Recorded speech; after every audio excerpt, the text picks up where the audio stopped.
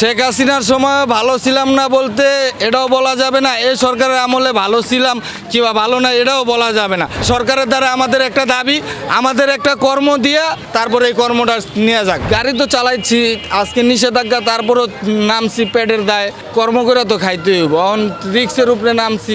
স্কুলের সময় কত অফিসারের বউ বাচ্চা নিয়ে আমরা টানি, স্কুলের সময় টানি, গার্মেন্টসের সময় টানি, তারপর অফিস আদালত। আমরা যেবারে 50 টাকা সেবার আমরা 30 টাকায় নিয়ে যাই, 10 টাকাও 30 টাকার ভাড়া নিয়ে যায়। অটো বাইরে আপনাদের জনগণেরও অনেক সুবিধা হয়েছে।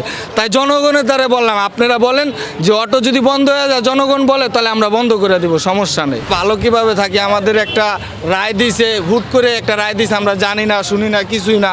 আমরা তো এই যে অটো চালাই, আমাদের সংসার চালাই, আমাদের বউ পোলাপান নিয়ে চলি। আমরা অন্য কোনো কর্মও জানি না যে অন্য কোনো কর্ম করবো। তাই হুট করে একটা কর্ম যদি আমাদের হাতের থেকে চলে যায়, তাহলে আমরা কি করে খামো? আমরা তো রাস্তায় নেমে যাবো, আমাদের বউ পোলাপান রাস্তায় নেমে যাবো, আমরা কি করে খাম বলেন?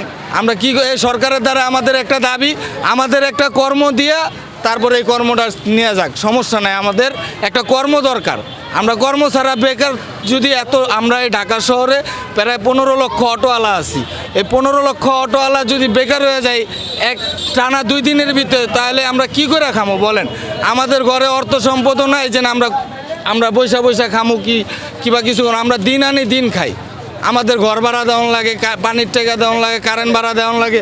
আমরা কিস্তি দিয়ে এই অটোটা কিনছি, এই কিস্তিও আমাদের দিতে হয় দৈনিক। শেখ হাসিনার সময় ভালো ছিলাম না বলতে এটাও বলা যাবে না, এই সরকারের আমলে ভালো ছিলাম কিংবা ভালো না এটাও বলা যাবে না। আমাদের দাবি ওনাদের কাছে, আমাদের এটা হয়তো একটা ট্রেড লাইসেন্স করে দেখ, অথবা আমাদের একটা নির্ধারিত কর্ম দিয়ে দেখ। আমাদের দাবি একটাই, আমাদের এই কর্ম যদি নিয়ে যায় তাহলে আমাদের একটা কর্ম দিতে হবে। আমরা তো বেকার হয়ে যাবো। বেকার হলে কি হবে? বেকার হলে আমাদের আবার এই মনে করেন রাস্তাঘাটে চুরি ছিনতাই ডাকাতি বাইরে যাবে, আমাদের বউ পোলাপানকে তো খাওয়াতেই হবে, নাহলে তো অন্য কেউ আমাদের বউ পোলাপানরে খাওয়াবে না। আমার একটা ছোট বাচ্চা আছে 4 বছর বয়সে, আমার বাচ্চা 4 বছর বয়স, বাচ্চাটার নিউমোনিয়া, বাচ্চাটার পিছনে দৈনিক 500 টাকার ওষুধ লাগে। আমি তো অন্য কোনো কর্ম করলে দৈনিক 500 টাকার ওষুধ কিনতে পারবো না। এই গাড়িটা চালায় আমি কিস্তিতে নিয়েছি, আমার দৈনিক কিস্তি দেওয়ান লাগে 500 টাকা, গ্যারেজ বিল দেওয়ান লাগে 200 টাকা, তারপরে যা কামাই করি এটা বাসায় নিয়ে যাই, এটা নিয়ে আমার বউ পোলাপান নিয়ে আমি চলি। গাড়ি তো চালাইছি, আজকে নিষেধাজ্ঞা, তারপরও নামছি পেটের দায়, কর্ম করে তো খাইতে হইব। এখন রিক্সের উপরে নামছি। আমরা এই সরকারের কাছে একটা দাবি করলাম, আমাদের একটা কর্ম দিয়া তারপরে এই কর্মটা নিয়ে যাক। হয়তো আর না হলে আমাদের কিছুদিন সময় দেখ, আমরা কিছুদিন পরে বাস এই গাড়ি যদি এরা বলে অবৈধ, কিন্তু আমাদের কিছুদিন সময় দিতে হবে। আমরা অন্য কোনো কর্মও জানি না, আমরা শিখছি এই অটো চালানো। কেমন টাকা ইনকাম করতেন আর এখন কেমন পান? আগে বলতে যেরকম দৈনিক 1000 টাকা ইনকাম করলে আমাদের 500-700 টাকা থাকতো, এখনও 1000 টাকা ইনকাম করলে 500-700 টাকা থাকে। এখন মনে করেন যে নিষেধাজ্ঞা দেওয়া দেওয়ানোর পরও আমরা লুকায় চুরি করে বাইরে হয়েছি, কিছু করার নাই, আমাদের সংসার আছে। আপনার মুখে যদি খাবার না দিতে পারেন তখন কি হবে? তখন কি করবো? এই সরকারের দ্বারা আপ্যায়ন চেষ্টা আপনাদেরকে জানাইতে চাইতেছি, আমাদেরকে একটা কর্ম দিয়া তারপরে এই কর্মটা নিয়ে যান। আমরা তো আর চুরি চিন্তা ডাকাতি করতে পারি না।